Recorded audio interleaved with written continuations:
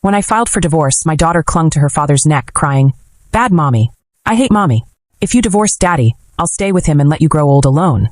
In my past life, I ignored her childish threats and fought for custody. I raised her with all my heart.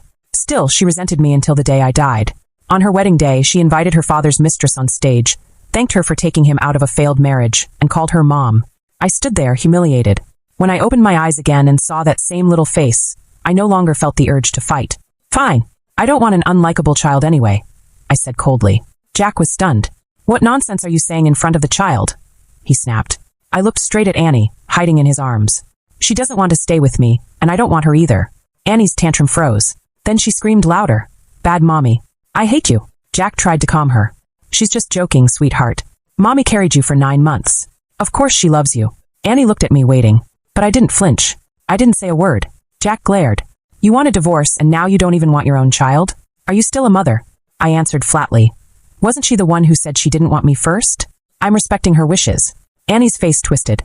"You're the one leaving first. If you care about what I think, why are you still divorcing? You want to make me a child without parents." In my past life, I explained gently. "Your father had another woman. That's why I'm leaving." But she had stared at me with disgust. "Maybe it's because you're not good enough, so daddy needed someone else. My classmate's mom is perfect. Her dad would never cheat. You're not good enough. I don't want you either." Those words shattered me. I had given her everything. My time, my energy, my love. I thought one day she would understand. So I kept loving her more, hoping she'd see it when she matured. But she never did. On her wedding day, she thanked her stepmother, calling her mom. The 3 of them embraced on stage. I stood below like a stranger. Back in the present, Annie looked scared. "I didn't say anything wrong. We should stay together." I scoffed. "Your dad begged me not to divorce because he cheated. Divorce doesn't benefit him. In my past life, I made too many concessions just to keep you. I gave up everything, cash, company, pride. Not this time. I can give up the child. But the money? I'll take it all." Jack's face turned red when I exposed him in front of Annie. "Have you no shame? You had the face to do it. I have the face to say it." Then I asked Annie, "Even so, do you still want to stay with your dad?" She hesitated. Jack squeezed her hand. She looked up and said firmly, "Yes. Of course. Jack's perfect daughter." I turned and left without looking back. At my apartment, my mother called. "Did the divorce go through?" "No. I'm drafting a new agreement." "You're not giving up the company again to keep Annie, are you?" she asked. "No. This time, Jack leaves with nothing. And if Annie disagrees, she can go back to the Jiang family," I said coldly. "This time, I'll only cherish what's worth cherishing." Days later, I drove to an orphanage in a nearby state. I asked for Lily. "She's at a math competition," the director said. Then she handed me a photo, a thin girl with bright, spirited eyes. In my past life, when I was 46 and dying of liver cancer, Lily, an orphan I had sponsored, came to care for me. She bathed me, fed me, read to me, even used her savings for my treatment. She said, "Without your help, I wouldn't have been able to keep studying. Let me repay you." How ironic. The daughter I raised turned on me, yet a stranger repaid me with love and kindness. The director smiled. "If you're serious about adopting Lily, I'll call when she's back. She's very sweet, just a bit older than most adoptees." "I don't mind," I said. Before going home, I went to the mall. I'd asked the director for Lily's measurements and bought clothes and shoes. I chose styles Annie used to like, thinking all little girls were the same. That's when I saw her, Annie, holding Jack's hand with one hand and another woman's with the other. It was Wendy, Jack's mistress. The 3 of them walking together looked like a family of 3. Seeing me, Jack and Annie both froze for a moment, their expressions a bit nervous, as if they were afraid I would make a scene. If it were the old me, seeing him bring Annie out with his mistress would definitely have infuriated me. But now the Jiang family had nothing to do with me. I just glanced at them and walked straight ahead. As I passed by them, Jack grabbed my arm. "Annie has been thinking about you these past few days. Why haven't you come to pick her up?" Following his words, I looked down at Annie and saw her pouting and standing to the side, looking at me cautiously. But a second before my gaze moved to her, she quickly turned her head away, hiding behind Wendy. I sneered and asked back, "Is this what you call her missing me?" Jack was a bit embarrassed. "Who told you to hurt the child's feelings last time? You're a grown-up, yet you're holding a grudge against a child. In the end, aren't you still buying gifts to make up?" He glanced at the bags I was carrying and breathed a sigh of relief. He beckoned to Annie. "Come on, Mom bought you gifts. See what you like." Hearing the word gifts, Annie's eyes lit up. She walked forward pretending to be reserved, her eyes constantly scanning the shopping bags I was carrying, then snorted coldly. "Even if you bought me gifts, I won't forgive you. Unless you promise not to mentee on divorce again and apologize to me and Dad, I won't call you Mom again." I chuckled. "Who said these were bought for you?" Annie was stunned. For a moment, she didn't know if I was joking or serious. From childhood, I had always given her whatever she wanted. Even if she said she wanted a star from the sky, I would have found a way to get one for her. But today I said the things in my hand weren't bought for her. Soon, the bewilderment on her face was replaced by anger, her eyes widening as she looked at me. Jack also frowned, looking at me disapprovingly. You'd better stop now.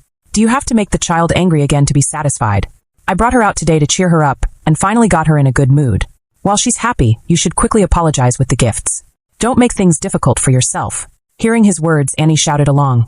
I don't want her gifts. She already said they weren't for me. Jack smiled helplessly. Little princess, you're her only precious daughter. Who else would she buy those dolls and little dresses for if not you? She just can't bring herself to apologize to you. Hearing this, Annie's expression softened. She glanced at the shopping bags in my hand. I don't know what she saw, but her eyes suddenly lit up. However, she didn't dare to come forward because of my cold face. Jack also saw it and pointed at the pink box. Isn't that the crystal pony you've always wanted? We came to look last time and it was out of stock. Your mom specially bought it to apologize to you. He pushed Annie's back. Quickly say you forgive Mom, and Mom will give you that little pony. He coaxed the child while giving me meaningful looks. Annie looked at him, then at me. All right. She pouted, walking up to me very reluctantly. For the sake of this crystal pony, I'll forgive you. She looked at me arrogantly like a little adult and added, but you can't mention divorce again. Also, Aunt Wendy is a very nice person. In the future, you can't give her a hard time, and you can't stop us from seeing her. If you can do these things, then you can still be my mom. After saying this, she looked up at me, seemingly waiting for my answer. I sneered. I don't remember doing anything wrong that needs your forgiveness. And I think I told you these things weren't bought for you. Please don't flatter yourself. Faced with my mocking eyes, Annie's face turned red in an instant. She was both embarrassed and angry, her whole body trembling. It looked like she was about to cry again. Jack immediately hugged the child and growled in a low voice. Enough! Even jokes have limits. You say these things weren't bought for Annie, then who did you buy them for? Annie is your only child. If not for her, who else could they be for? At this point, Wendy, who had been standing aside, also came over. Annie's mom, if you've done something wrong, you should apologize promptly. Don't lie to the child because you're embarrassed. Annie is such a good girl. If she were my daughter, I would dote on her endlessly. How can you bear to make her cry? As she spoke, she sighed. She gently patted Annie's back. Annie, be good. It's just a little pony. Aunt Wendy can buy one for you too. Annie's face finally looked better. She nodded while sobbing, hugging Wendy very affectionately. I pulled at the corners of my mouth and didn't say anything. This toy pony in my hand was a limited edition from a luxury brand. Without a VIP consumption record in the millions, one wouldn't even have the qualification to buy it. Buy it? What could she use to buy it? Her life. I coldly watched the father and daughter who were moved to tears by her words, finding it all ridiculous. They usually used my VIP card to sweep through high-end shopping malls, visiting luxury stores as if they were going home. But they never said a word of thanks to me. Now they've learned to be grateful. I had no interest in watching their performance anymore, and turned to leave. Sure enough, an hour later I received a call from the store clerk. Ms. Rachel, your husband and daughter want to use your VIP privileges to purchase a crystal pony pendant. But since they didn't bring the VIP card, and you just bought an identical one, I wanted to confirm if I should grant them access? I raised an eyebrow. No, and never again in the future. The clerk had put the phone on speaker. My cold words were like a resounding slap across the faces of those three people. Even through the phone, I could imagine their red, embarrassed faces. In the background, I could hear Annie crying and making a fuss. Wendy's soft voice came through. Ms. Rachel, I just wanted to buy Annie a gift. Then go ahead and buy it. She choked for a moment. But that pony requires accumulated VIP consumption privileges, which I don't have. What does that have to do with me? I chuckled. After saying that, I hung up the phone. 3 days later, the orphanage director called to say Lily had finished her competition. If I hadn't changed my mind, I could bring the documents over to sign the contract. That afternoon, I drove to the orphanage again. Besides bringing the necessary adoption materials, I also bought a lot of stationery and toys that children like. Seeing this, the orphanage director smiled from ear to ear and organized the children to line up and come forward one by one to receive gifts. The little girl walking at the very back was wearing a school uniform that had faded to white. The sneakers on her feet were frayed at the edges. Her hands hanging at her sides were tightly clenched, her doe eyes looking at me curiously, yet warily. I smiled and waved at her. She pressed her lips tightly together, not moving. The director patted her shoulder. Only then did she shuffle over. By now I had given out all the gifts. The table was empty, and a look of disappointment flashed across Lily's eyes. But soon her eyes lit up again, because I took out a new school bag from the car, filled with new stationery and notebooks. There were also 2 math competition books. I gently stroked her dry hair. I heard from the director that you like math the most, so I bought you 2 books. Do you like them? Lily touched the school bag, then touched the books. Her little face was flushed with excitement. She looked up at me and said in a small voice, Thank you, I like them very much. Seeing her like this, I knew I had chosen the right gifts. Before leaving home, I had originally wanted to bring the princess dress and Barbie doll I bought at the mall that day. But then I remembered that in my previous life, when Lily was taking care of me, she said that when she was little, she envied other children the most for having new school bags to carry and parents to buy them books. She only had second-hand or third-hand school bags passed down from the older kids at the orphanage. If she wanted to read books, she could only go to the library and sit for an afternoon. When she came across content she liked, she would copy it down with pen and paper. When she talked about these things, there was only a faint regret in her eyes. No resentment, no dissatisfaction. But given another chance, I wanted to give her the best. After giving out the gifts, the director helped me and Lily complete the adoption procedures. Before signing, she patiently looked at Lily. Are you willing to go home with Rachel? Lily carefully glanced at me, then nodded with a red face. I brought Lily back to the apartment near my company. The apartment had a 2-bedroom layout. The second bedroom had previously been converted into a study. After deciding to adopt Lily, I had someone come and make some slight modifications. The bookshelves and desk were kept, and a bed was added. It was perfect for her to study. Having her own room for the first time, Lily's eyes turned red. She hugged my waist and choked out a mom. The next day, I took Lily to the police station to change her name. It was changed to Lily Song. During the remaining month and a half of summer vacation, Lily and I were almost inseparable. When I went to work, I would bring her to the company. I would handle work while she sat at the side table doing exercises. This period of getting along made our relationship grow closer day by day. Under my guidance and doting, Lily also learned to act coquettishly with me. Life was getting better and better. If it wasn't for Jack's phone call, I would have almost forgotten about him. Since I refused to grant them VIP privileges last time, Jack and Annie hadn't sent me a single message. But their social media updates were more frequent. Every day they were either going to amusement parks, zoos, or aquariums. In the photos, Jack, Annie, and Wendy held hands and smiled at the camera. The perfect image of a family of 3. With captions like simple happiness. This was purely to provoke me. But I didn't care. As soon as the call connected, Jack's roar came through the phone speaker. Rachel, what do you mean by this? Do you really want to tear this family apart to be happy? His mother was also nearby. You vicious woman, you've turned a good family into such a mess. You'll come to no good end. Hearing their accusations, I didn't know what had happened at first. The next second, a message from the lawyer popped up. Ms. Rachel, the divorce agreement has been modified according to your wishes and sent over. Attached is the property division document and various expenses of the Jiang family over the past few years. Don't worry, we will definitely be able to recover this money. Seeing these 2 messages, I curled my lips. My mood, which had just been soured by the scolding, improved considerably. Jack's mother was still cursing loudly. The Jiang family had been peasants digging in the fields for 5 generations up. Jack's mother used to sit at the village entrance cursing with that group of people. The filthy words spewing from her mouth were as foul as manure. I muted the phone and placed it face down on the table. 10 minutes later, I hung up directly. After a while, the phone rang again. Let's talk. This time Jack's attitude was much better. Talk about what? I asked. I don't think we need to get divorced. His tone was stiff. Look, Annie is still so young. She needs a father right now. Your insistence on divorce will really hurt her a lot. As if to prove his point, Annie's crying sounded from the side. I want daddy. I want daddy. Jack pretended to sigh. See? Annie really can't do without me. I know you mind about Wendy. I won't see her anymore if that's what it takes. At this point, Jack's mother finally couldn't help but take over the phone. Annie's mom, you can't just think about yourself. You're a mother now, you should put the child first in everything. Which man doesn't fool around a bit these days? Our Jack is successful and handsome. It's normal for young girls outside to like him. Besides, if you really get divorced, our Jack can easily find a younger and prettier girl than you. You, a divorced old woman, will find it hard to remarry. As she spoke, she put the phone to Annie's mouth and asked, Annie, do you want a new daddy? Annie cried loudly. I don't want to. I don't want a new daddy.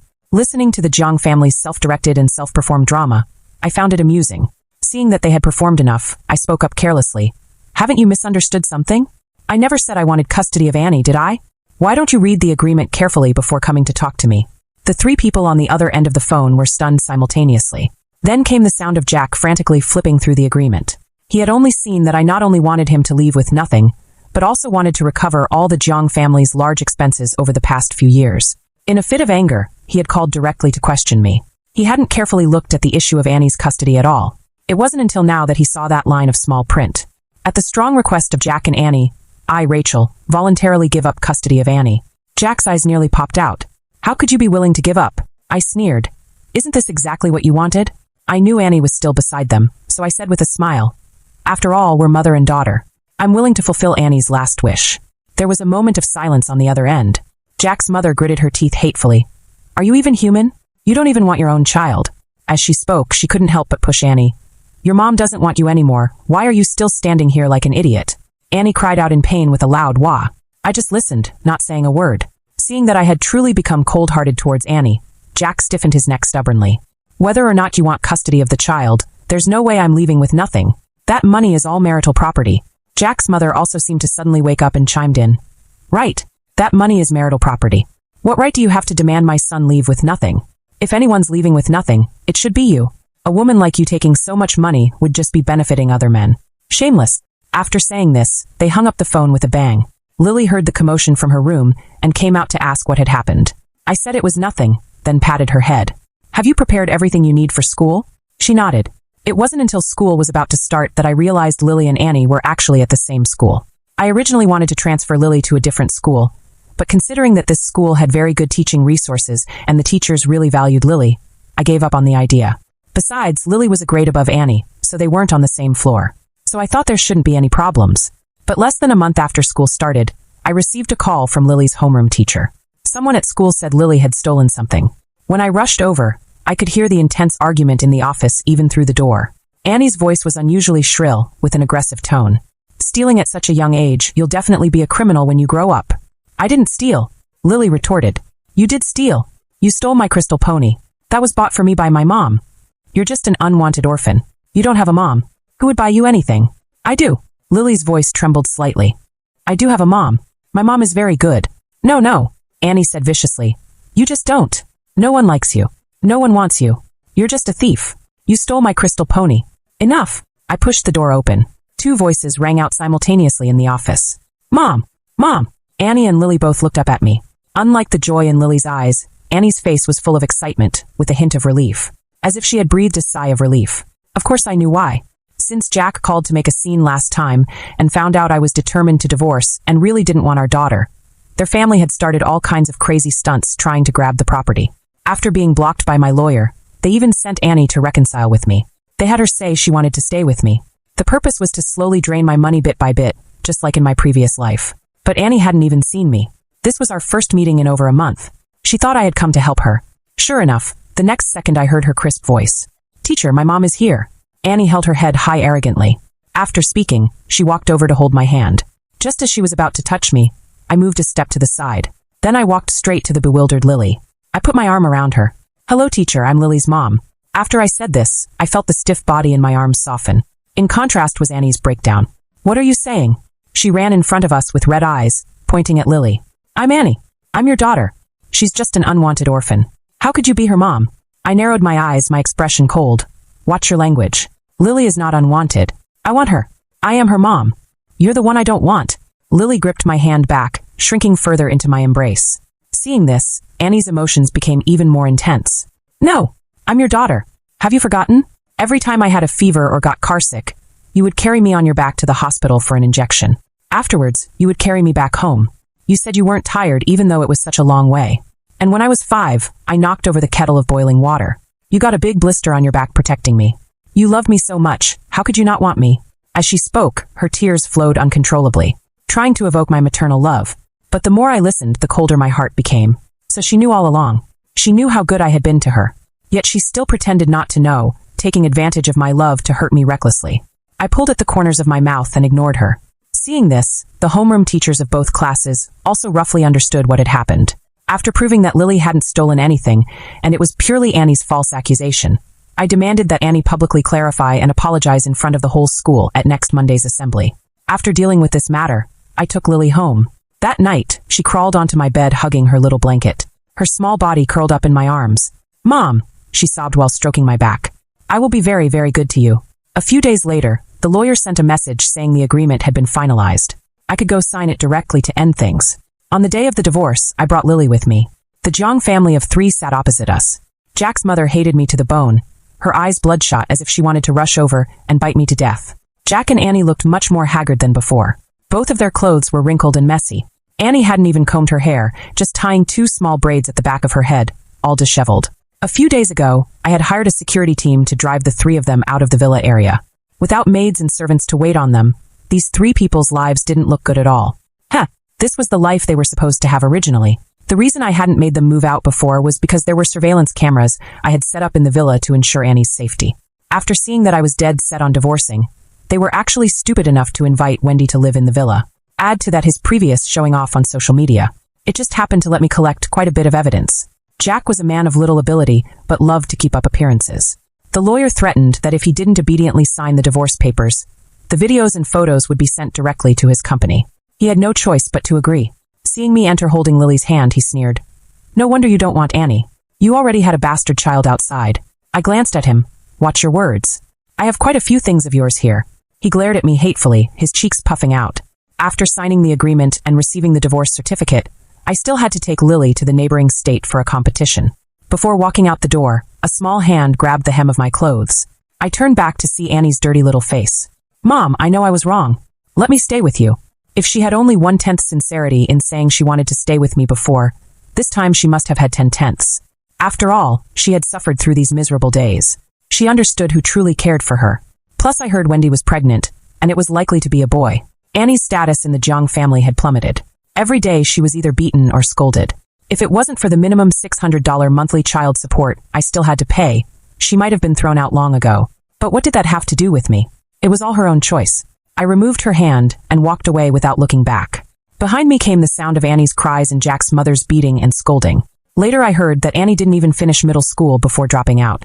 She hung out with a group of delinquent youths. She even got pregnant before marriage, not knowing who the father was. Jack was so angry he beat her severely.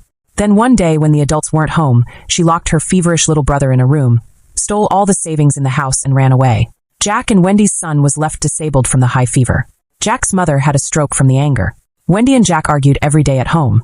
On a dark and windy night, Wendy also ran away. Jack was left dragging a big and a small invalid, making frequent mistakes at work until he was fired. In the end, he could only work as a laborer on construction sites. 26 years later, Lily had become a top international mathematician. I handed the company over to professional managers to run and traveled the world with her. Just like when she was little. She would attend lectures and forums while I would go shopping on my own. Then we would go home together. My assistant called me, saying a woman claiming to be Annie had come looking for me. She asked why I didn't want her in this life, causing her to end up like this. Hearing this, I knew she had come back too. But it didn't matter. Everything was already set in stone. It was all for the best.